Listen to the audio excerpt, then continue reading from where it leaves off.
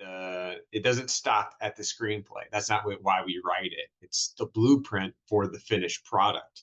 And so going from script to screen is one of the more exciting journeys because you're taking this vision and these ideas of this world in your mind and you're projecting it out for different people to visualize and actually see that vision come to life. And so creating feature films from your screenplay is it's very very challenging and it's all immersive, and so that's why I wanted to take the time both today and tomorrow to kind of give you some of my experiences through that, because um, you're going to run into way more challenges than even just getting the idea and the story out on the page.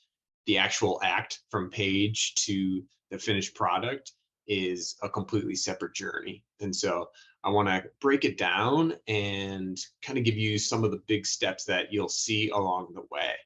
And this is by no means all encompassing. This is from my perspective, but it's also from years and years of conversation, talking with different creatives and filmmakers about their challenges. And I feel like I've heard the whole gamut of different problems that people run into, from budget to post production to distribution.